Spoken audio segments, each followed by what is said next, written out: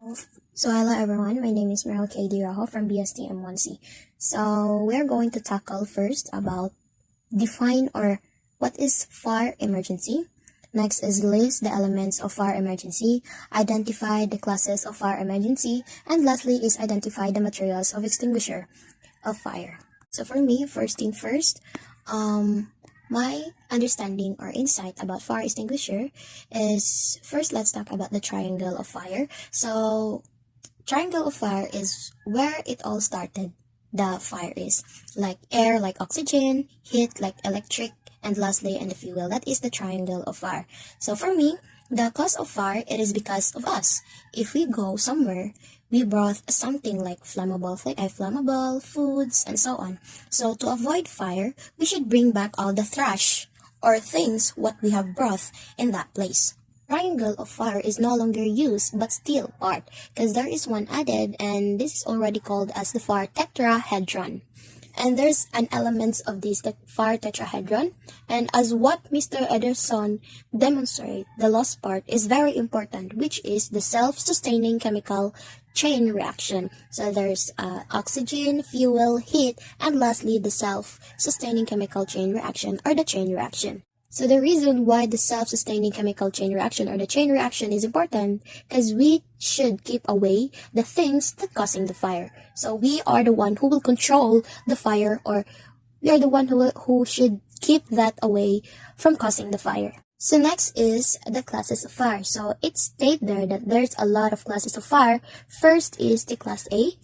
Class A is ordinary combustible material, which is wood, cloth, paper, and plastic. Class A is something ashes or what's abundant inside our room or offices. Next is Class B is flammable and combustible liquids and gases like grease and gasoline. So Class B is like gasoline, gases, liquids that causing fire. Next is Class C. So Class C is energized electrical equipment. So it's like, example, if our electric fan is plugged in, and the flow of electric is still connected, that causing the fire. And next is Class D. So Class D is combustible metals like magnesium, and this Class D is like metal elements. For Class D, all we need to do is to unplug it to decrease the electric that causing fire. Lastly is the Class K. Class K is kitchen fires like cooking oil, fat fryers, or can we say the cooking oil in our kitchen or in the roof that is causing a fire. So next is methods of heat transfer. So there are three methods of heat transfer. First is convection, solid medium transfer. So example, you deep fry something and you get some ladle to mix of what you were cooking, and then the last part of your ladle, it caused a heat because there's a solid medium transfer. So next is convection. Example of convection is you make a hot coffee, and you put your hand above on it, and you feel the hot in the coffee because of heat transfer to hot gases. The last is radiation. So radiation, example of this is we people is standing outside our home, and there's a sun, and we feel the heat from the sun because of heat transfer through heat waves.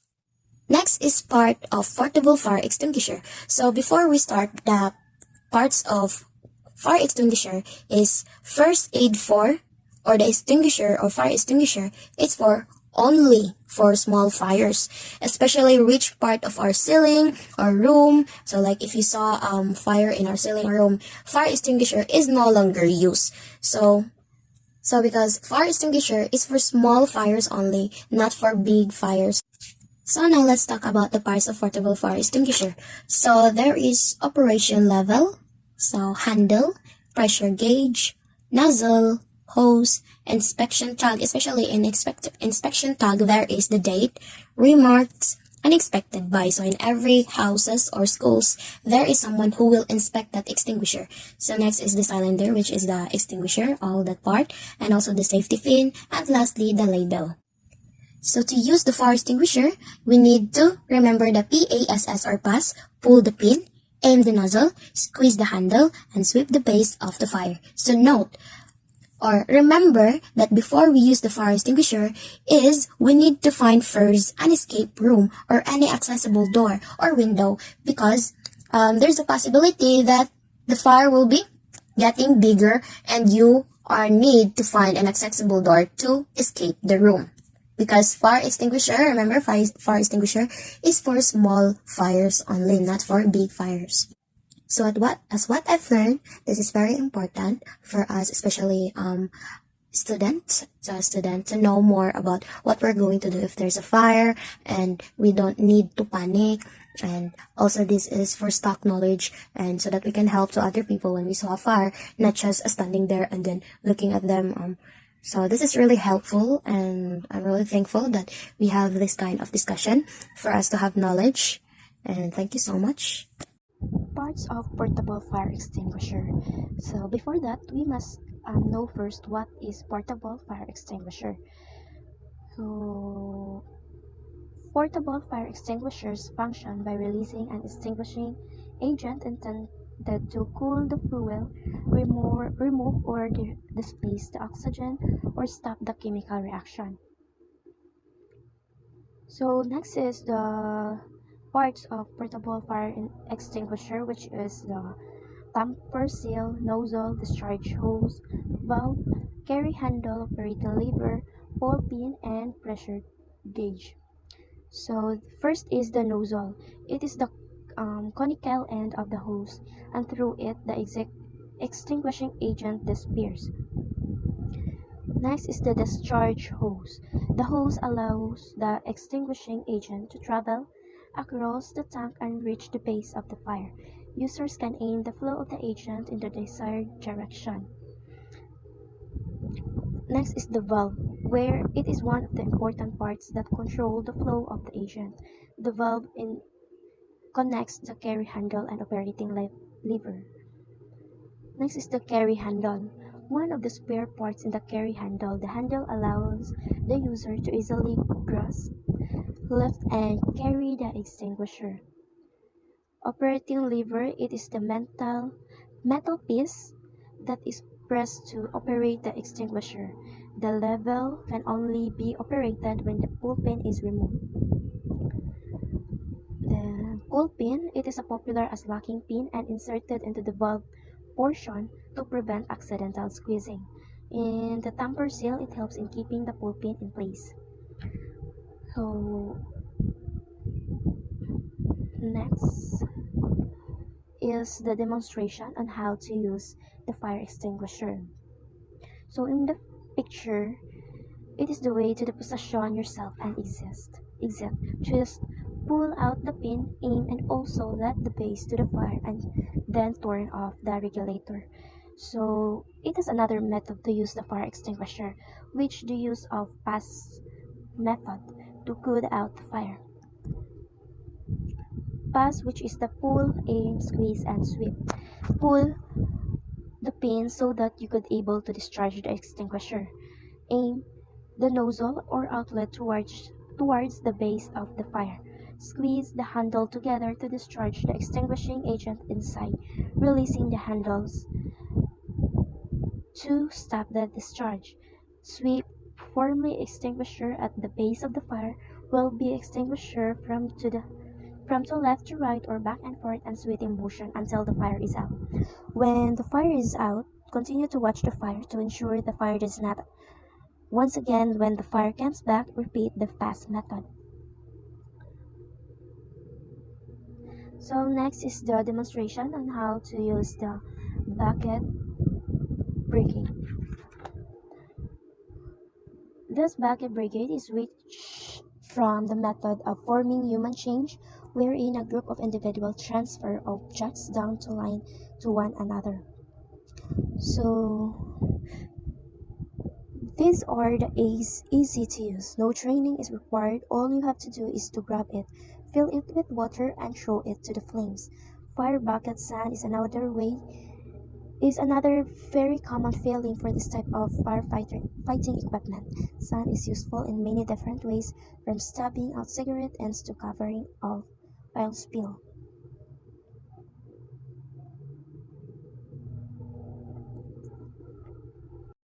Basic life support is an emergency procedure that consists of recognizing respiratory arrest or cardiac arrest or both and the proper application of CPR to maintain life support until the victim recovers.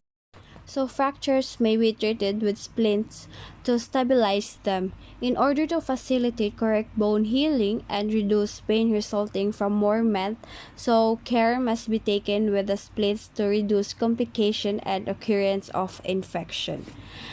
The splint must be lifted by placing it on pillows, raising it above the level of heart for a period of 24 to 48 hours. Make ice packs on swelling places and take pain relievers for at least 48 hours. Next is treating dislocation. Splints or slings are usually used after close reduction of a dislocation. Some dislocated joints require only a sling or splints which is applied after the joint is returned to its normal position. And next is treating sprains and strains. A sprain can be treated with sling, elastic bandage, splints, or cast. A splint or cast can help prevent more damage and reduce pain by keeping the ligament from moving. A sling is used only for comfort. Once the pain has gone, you may no longer need it. Use it as long as your health care provider tells you to go. You can remove it when sleeping or bathing. And next is physical exam in the lesson. First is a heart attack. Heart cardiopulmonary resuscitation, and the guidelines suggested the cab and give 30 compression and 2 breaths, and when you stop CPR, splinting, of course, signs of a spinal injury, and last, the emergency moves and non-emergency moves. First is walking assist.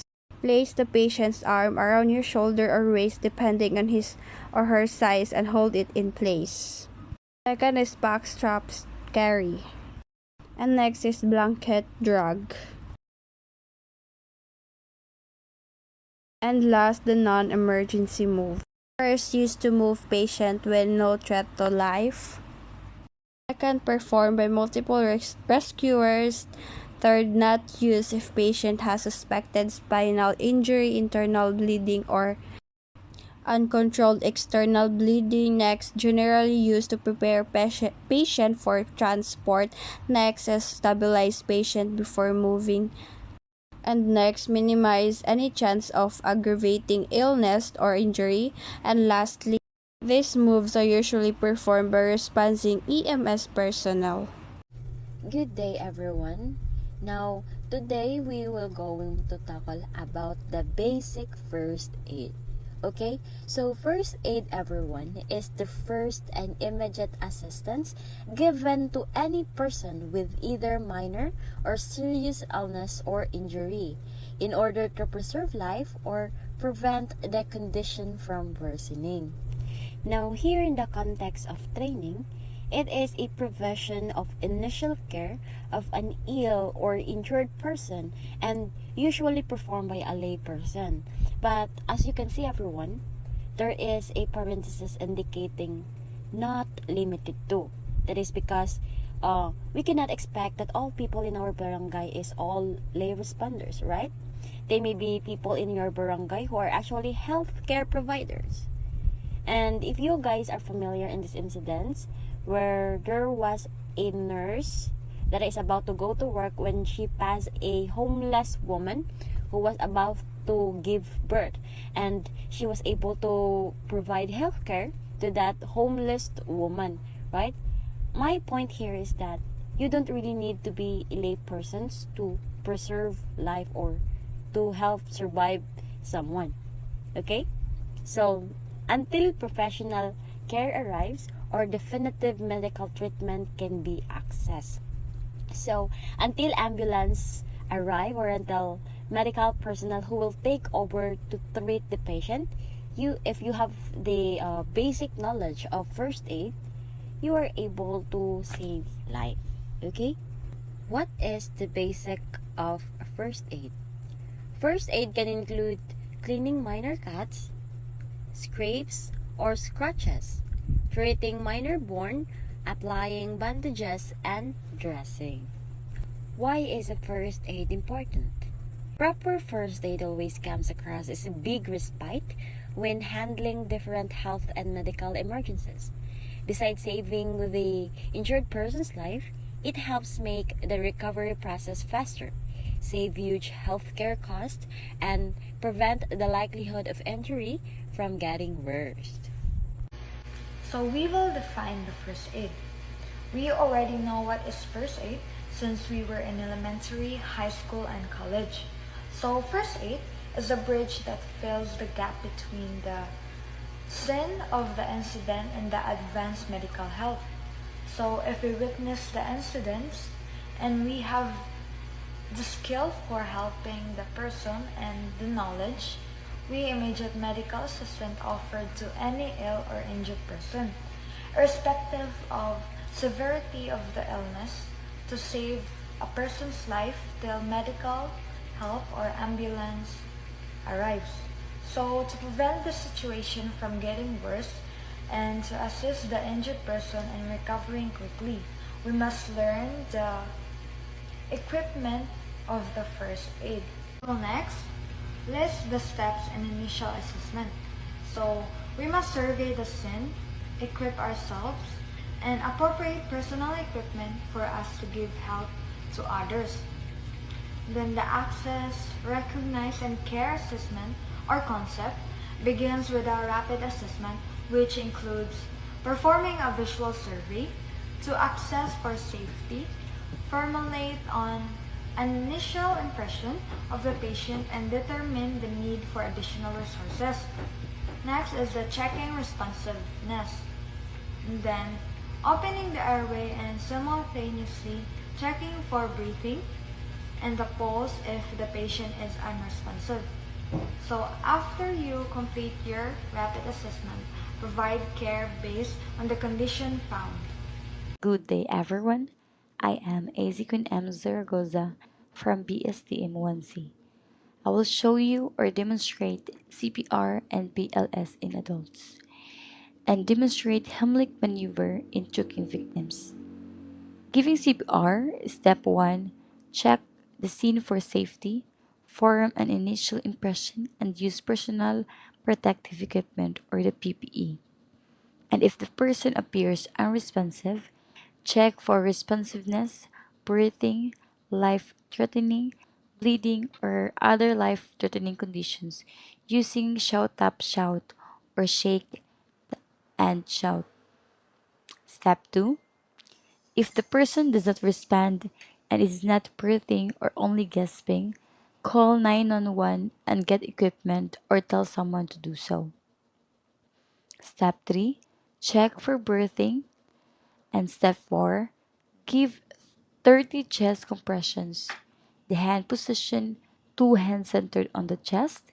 Body position, shoulders directly over hands, elbow locked. Depth is at least 2 inches. Rate is 100 to 120 per minute. And allow chest to return to normal position after each compression. And lastly, if you've had training, repeat cycles of 30 chest pushes and 2 more breaths. And so when we are going to stop CPR, so we will stop CPR when S, spontaneous signs of life is restored. T, technicians arrives on scene and takes over. O, operation is already exhausted. P, physician takes over the scene of the incident. And S, scene is no longer safe. So next is we were going to demonstrate the Heimlich maneuver in choking victims. So step 1, lean the person forward slightly and stand behind him or her. Step 2, make a fist with one hand. And step 3, put your arms around the person and grasp your fist with the other hand near the top of the stomach, just below the center of the rib cage. And lastly, make quick, hard movement inward and upward. When the patients became unconscious, never forget to activate the emergency medical services. So ask someone to call for help. Next is check the airway and look any obstructions. If you didn't see any obstructions, don't perform the blind finger sweep unless you unable to see the object, because blind finger sweep may push the object further into the airway. So after making sure the airway, you can reposition the head, and now you can proceed immediately to the CPR, and you can perform the CPR as I showed you a while ago, the CPR demonstrations. And that will be all. Thank you. Hi everyone, I'm Kate Stephanie Pacaldo from BSTM 1C, and this is my video discussion of my learnings on the topics tackled in this semester. This is our objectives for today. 1. List and demonstrate steps in controlling bleeding. 2. Demonstrates the application of splints in treating fractures, dislocation, sprains, and strains. 3. Demonstrate a complete physical exam as defined in this lesson. And 4. Demonstrate emergency and non-emergency moves. Our first objectives is list and demonstration steps in controlling bleeding. So there are common life-threatening conditions. These are bleeding, shocks, wounds, amputation, and impaled objects. Bleeding is the most visible result of an injury. Each of us has between 5 and 6 quarts of blood in our body. Most people can lose a small amount of blood with no risk, but if a quart or more is quickly lost, it could lead to a shock and death. So what you are going to do if you witness a person who has a wound, stitch, or accident and it has bleeding? There are 3 main types of bleeding. First is the arterial bleeding. Arterial bleeding is the most severe and urgent type of bleeding. If your artery is injured, it can result in very severe bleeding. Arteries contain oxygenated blood and have high blood pressure, and so the blood from artery bleeding is categorized by spots of bright red blood. Due to the nature of arterial bleeding, it can be difficult to control and treat. Do your best to manage the bleeding by applying direct pressure, and if ever the wound keeps bleeding, you need to elevate above the heart so it less increases in the oxygen and less blood flow. You might use a thick pad or dressing, then secure it with a roller gauze. Only if bleeding cannot be controlled, apply pressure to a nearby artery. Called a pressure point, this is a spot on the body where you can squeeze the artery against the bone to slow the flow of the blood to the wound. There are 2 major pressure points in our body. The bronchial artery, or it is located in your inside upper arm. If the bleeding is from the arm, you need to squeeze the bronchial artery located on the inside of your upper arm. The second is the femoral artery or groin. If the bleeding is from your legs, you need to press the heel of one hand on the femoral artery in the groin where the legs bends at the hip. So the second type of bleeding is the venous bleeding. My understanding in venous bleeding is while arterial bleeding carries blood with oxygen, veins carry deoxygenated blood. As a result, the venous bleeding is usually darker red, just like the arteries. The vein also contain a lot of blood, and so blood volume loss can be high and damage can be severe. Blood flows out in more of a steady stream because there is lower blood pressure in the veins than in the arteries. So if venous bleeding is left untreated, the patient can lose blood at a surprisingly rapid rate. To treat it, you need to apply direct pressure and dress the wound. And the third types of bleeding is the capillary bleeding. The capillaries are very close to our skin's surface, and so capillary bleeding can result from a shallow wound. So blood loss from capillary bleeding is not as rapid. The blood usually comes out in a trickle that may start fast but slows down over time. So in general, capillary bleeding tends to be less severe than the other two types of bleeding and is easier to manage. So it might even help without intervention, but you can apply a bandage if the bleeding does not stop. Any severe bleeding can lead to a life-threatening condition called shock. So, shock is a condition in which the circulatory system fails to deliver blood to all parts of our body. So, some of the symptoms of shocks are a pale or bluish skin color that is cold to touch and vomiting.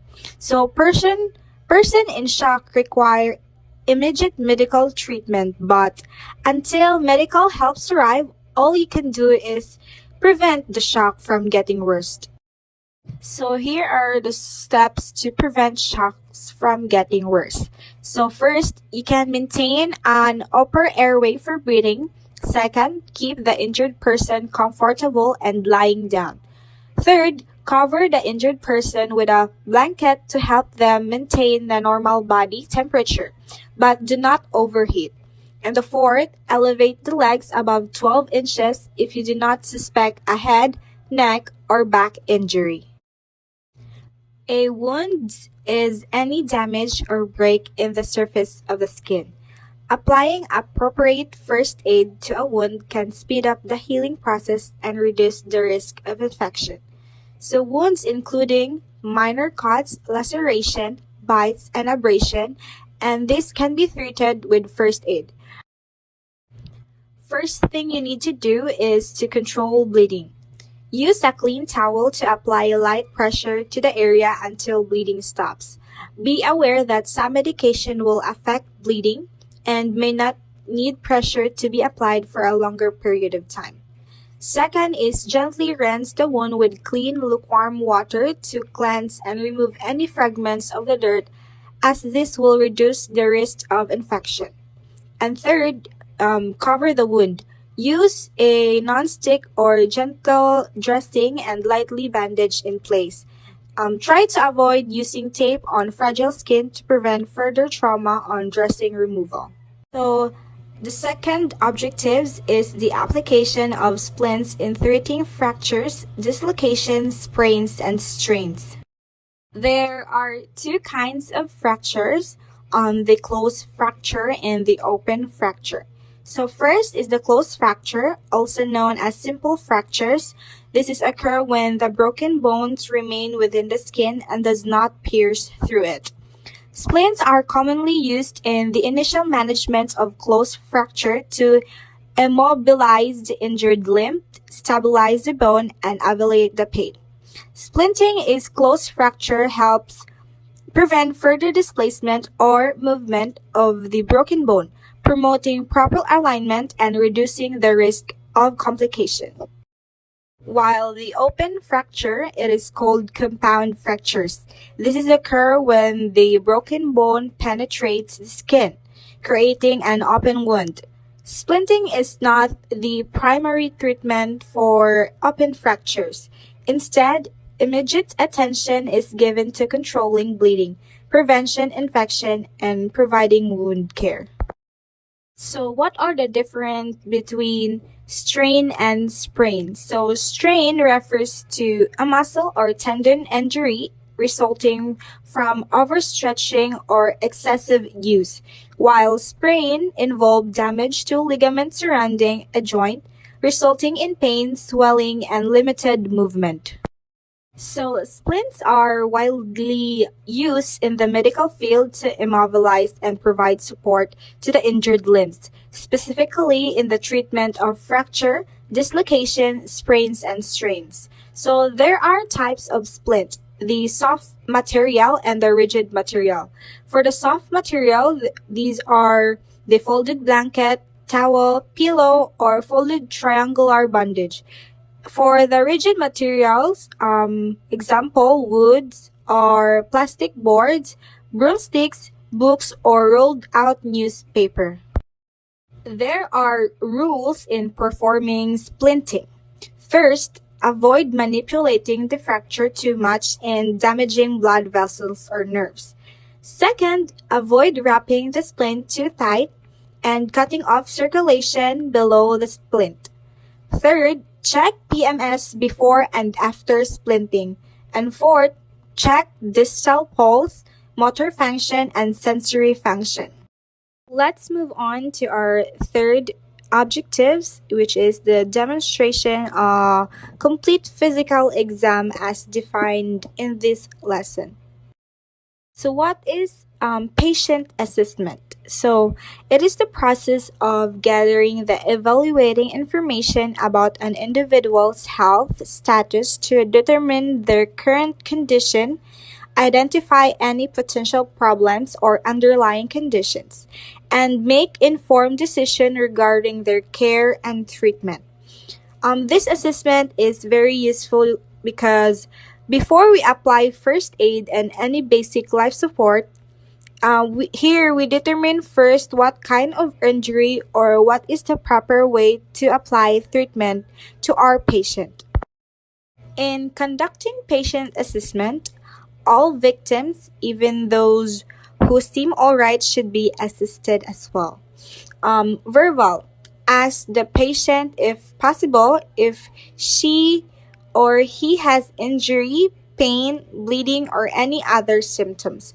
But if the victim refused for treatment, pay careful attention and look, listen, and feel anything unusual. So for our last objectives, the demonstrate emergency and non-emergency moves. So what is emergency and non-emergency moves? So these are techniques used to safely transport and transfer patients in various healthcare settings. The choice of the appropriate moves depends on the patient's condition, the urgency of the situation, and the potential risk involved.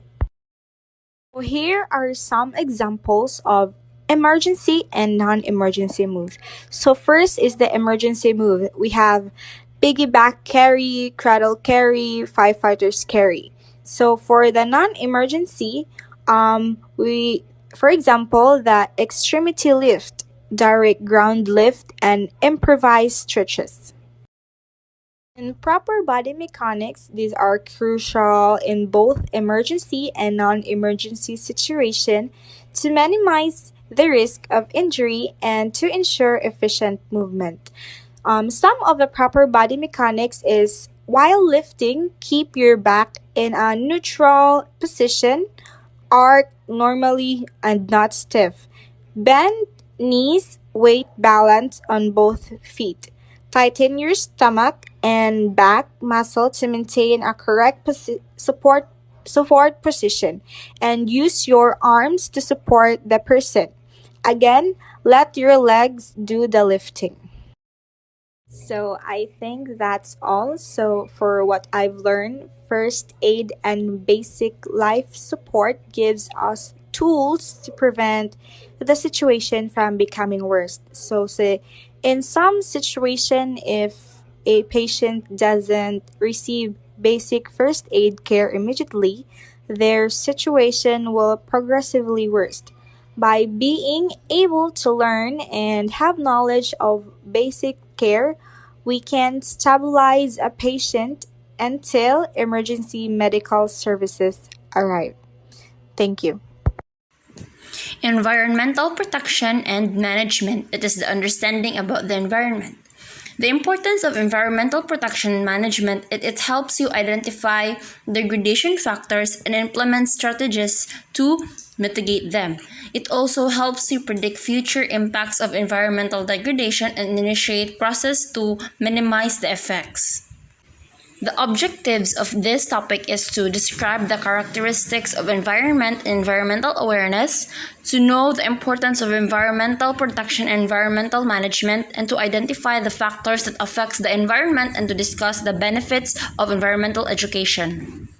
Environment. Environment is a sum total of water, air, animals, human beings, and other living organisms lives.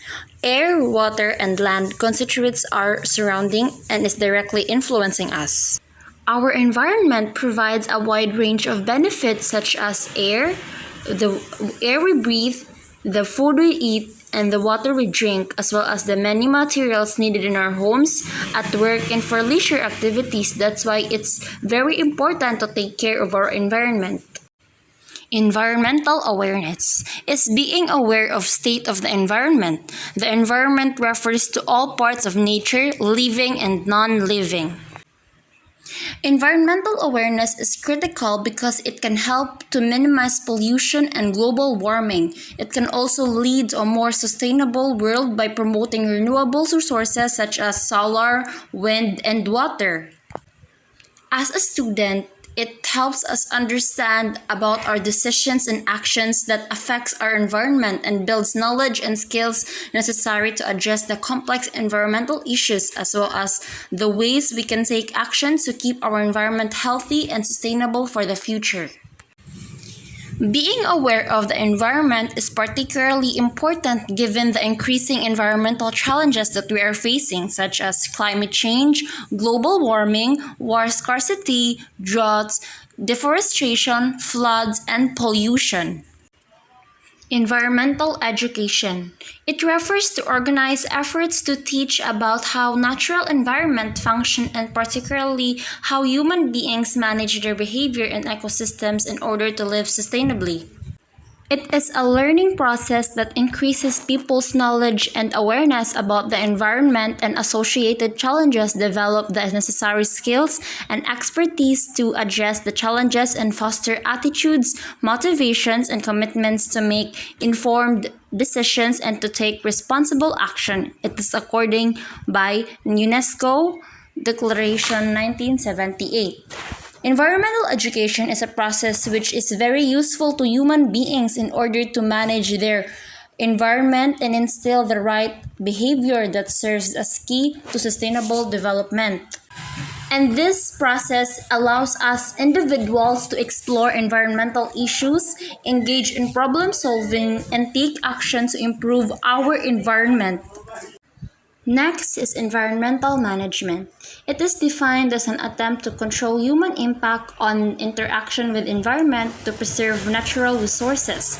It focuses on the improvement of human welfare for present and for future generations.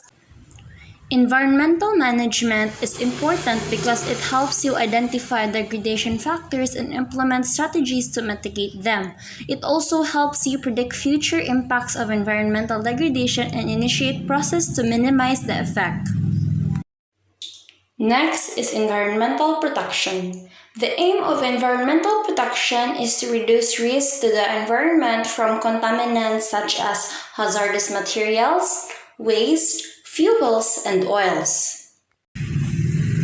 Environmental protection, it is a practice where people, us individuals, students, and all the communities and the governments are involved in protecting our natural environment so that the future generation can have a better place to live in. Its objectives or main goal is to conserve natural resources and the existing natural environment and, where possible, to repair damage and reverse trends.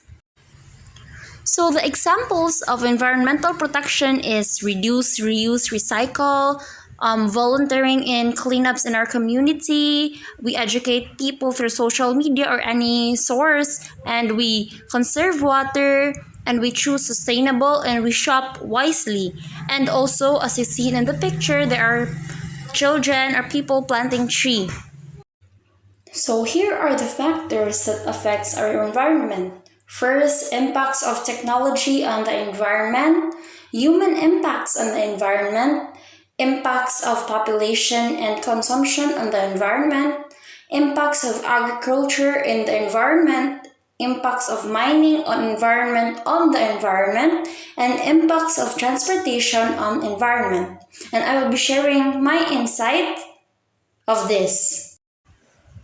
So technology has provided humans with countless benefits and has made humans' lives a lot easier.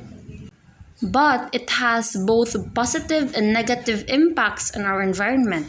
As technology is improving, the air and water pollution is drastically increasing. One of the negative impacts includes the amount of energy that is consumed globally. Advanced technology also requires more energy for equipment and machines.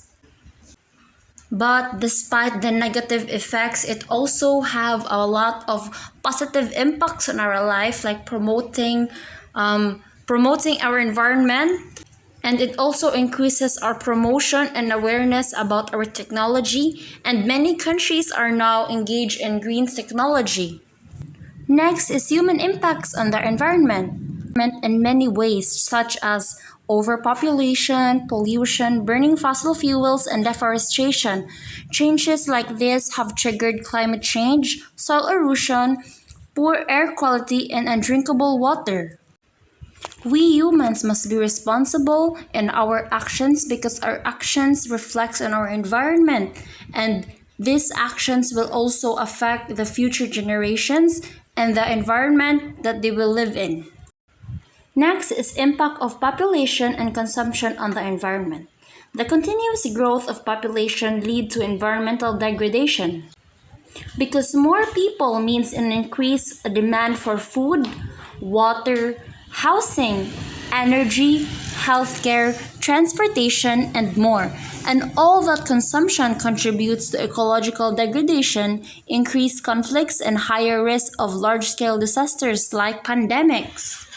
Consumption. The human use of material and energy can also have the same impact as overpopulation in our environment. And a huge population also means that there also produces enormous amounts of waste and materials. Impacts of agriculture on the environment.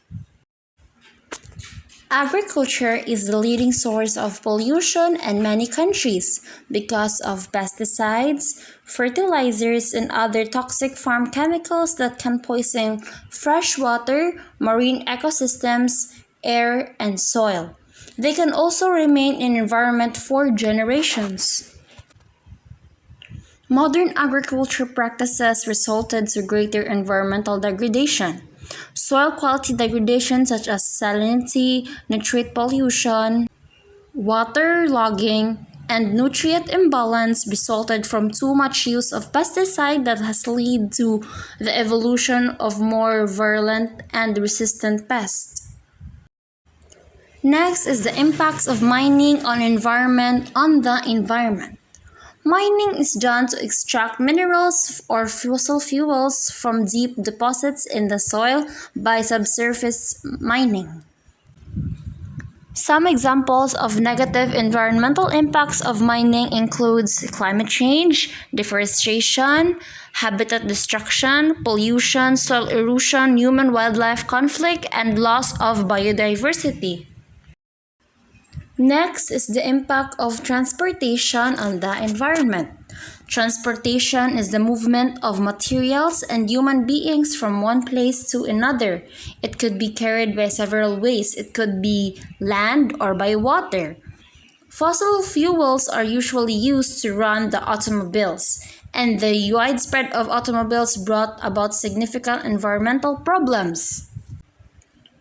Through the emissions from combustion of fossil fuels, transportation system contributes to degraded air quality as well as climate change. Transportation also leads to noise pollution, water pollution, and affects ecosystem through multiple direct and indirect interactions. So in closing, I will be telling the 10 benefits of environmental education. First, imagination and enthusiasm are heightened. When When environmental education is implemented into the curriculum, students are more enthusiastic and engaged in learning, which raises students' achievement in core academic areas. Second, learning transcends in the classroom. Not only does environmental education offer opportunities for experiential learning outside of the classroom, but enables students to make connection and apply their learning in the real world. Third, critical and creative thinking skills are enhanced.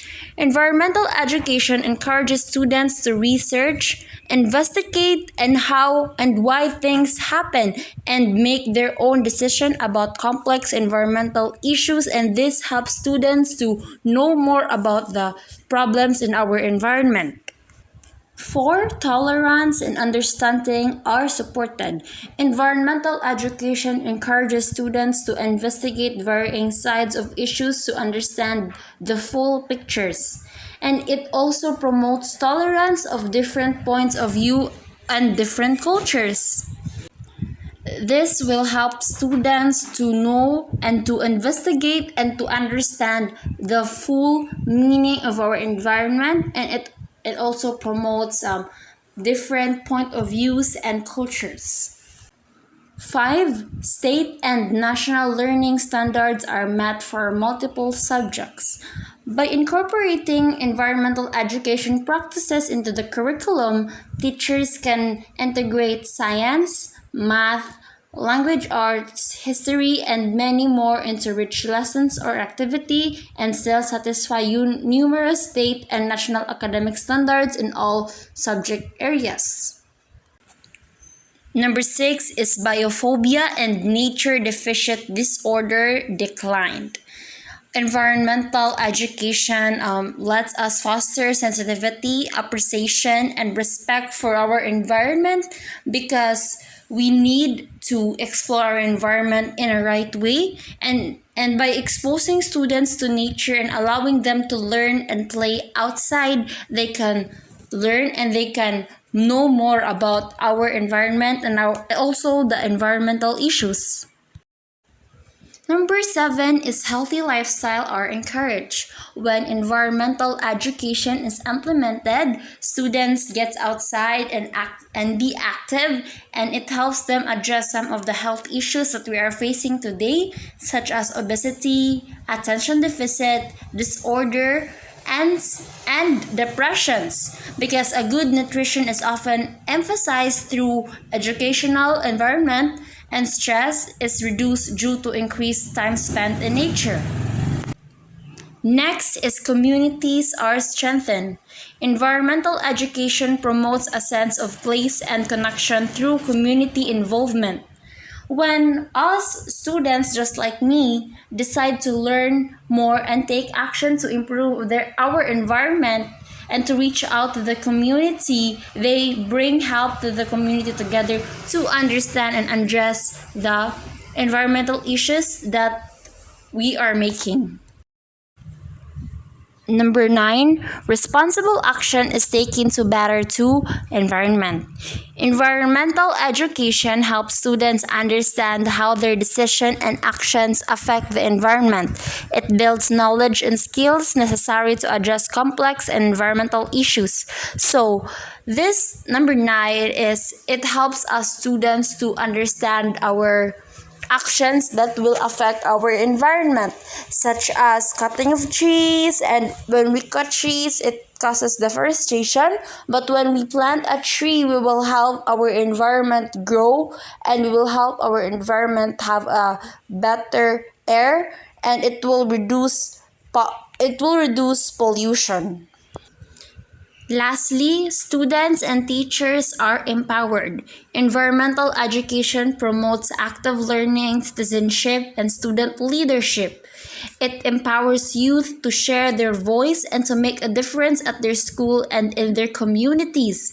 And it can also promote environmental protection, and it can teach students and adults and children to plant more trees and to reduce, reuse, recycle, and to choose sustainable, and to shop wisely, conserve water, and many more that can help our environment be a better place. So in this IEC, you can see the solid waste management, segregation, resource recovery, recycling, materials recovery facility, and Republic Act 9003. So, solid waste management, the collecting, treating, and disposal of solid material that is discarded because it has served its purpose and it's no longer useful. So, solid waste management plan, a community program to educate households and businesses to be responsible for their waste, anything that is significant in impact on health and in the environment. We need to be responsible of our own waste because our actions will reflect on the environment and it will have a consequence when we not take care of our environment. It is important to segregate our waste properly because biodegradable and non-biodegradable waste should be discarded into two separate bins, as this helps in effective treatment and disposal of this waste. Biodegradable waste can be easily disposed of by a natural way of composting, while non-biodegradable waste can be sent for safe disposal or recycling. Next is recycling.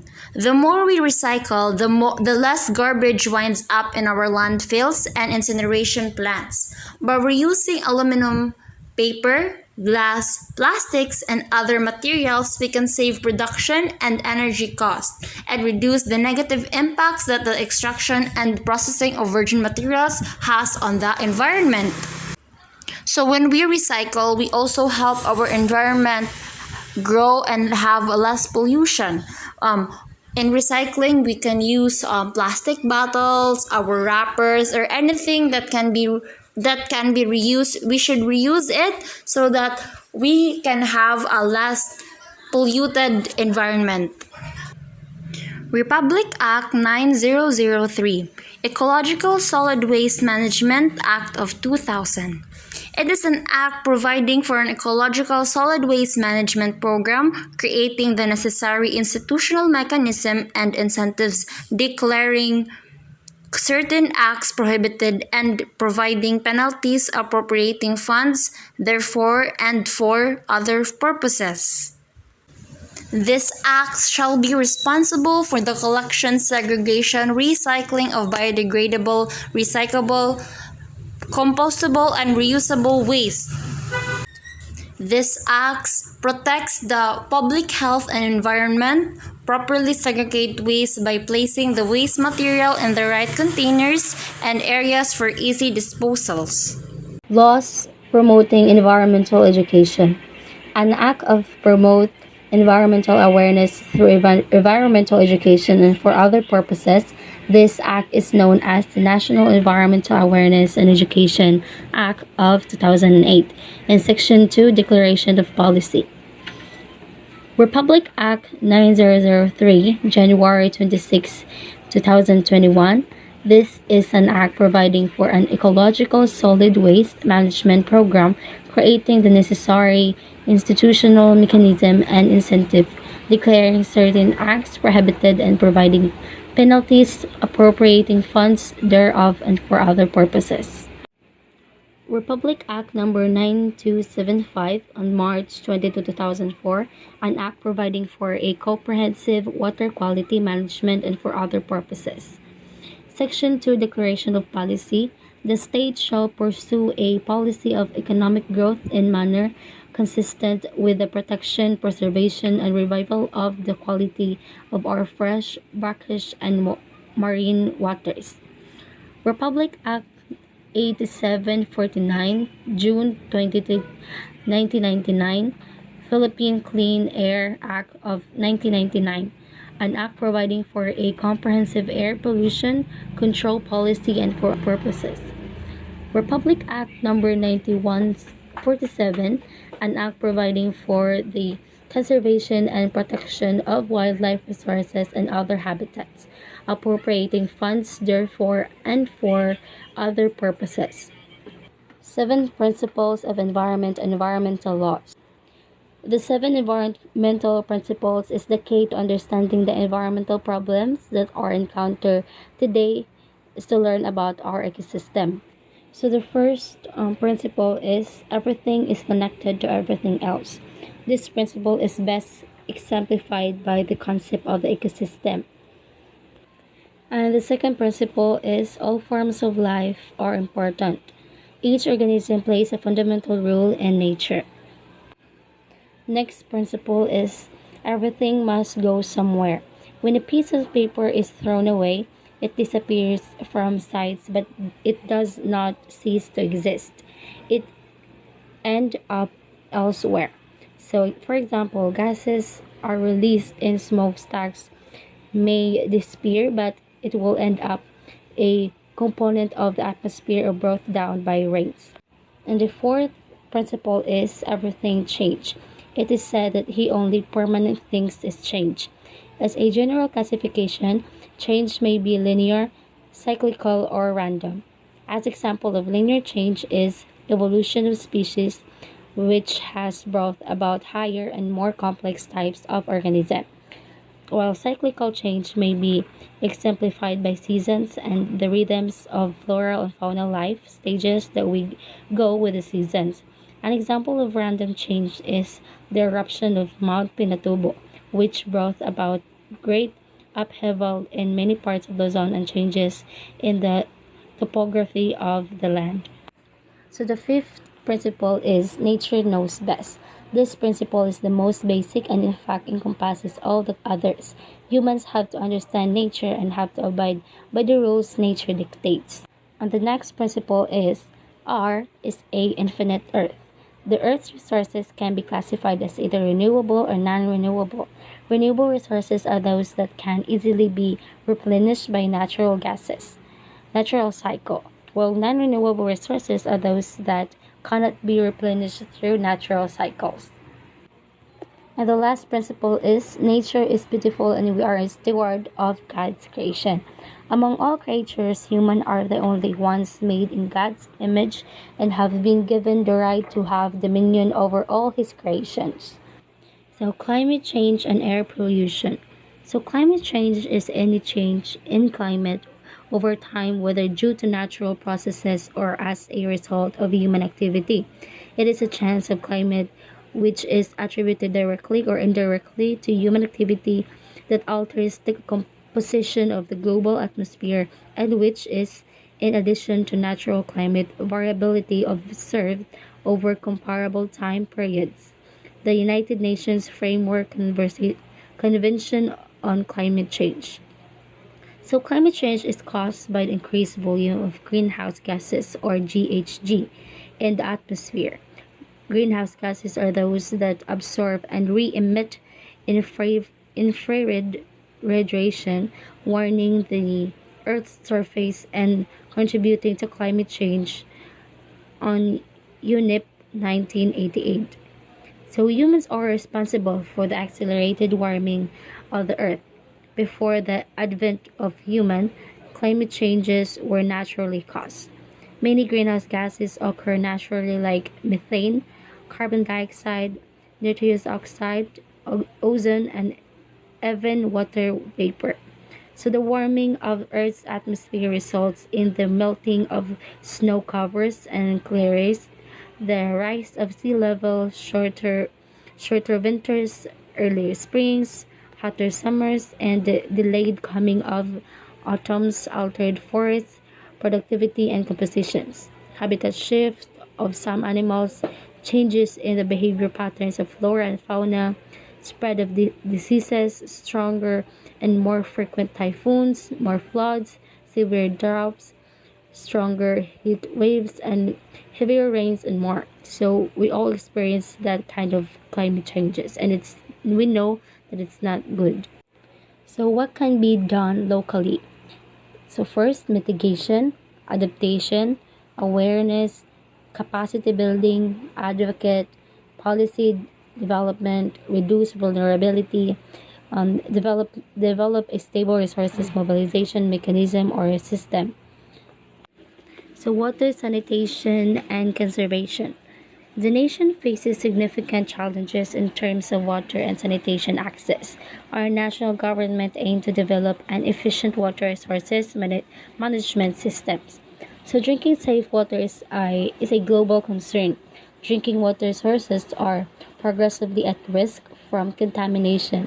The impact of it is not only on the health of the human, but also on the economic, environmental, and social development of communities and nations. So, according to UNICEF, WASH stands for water, sanitation, and hygiene.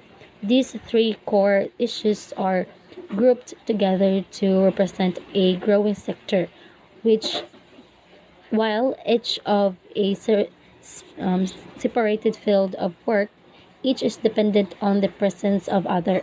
For example, without toilets, water sources become contaminated. Without clean water, basic hygiene practices are not possible. So it is really important to water sanitation and conservation is really important.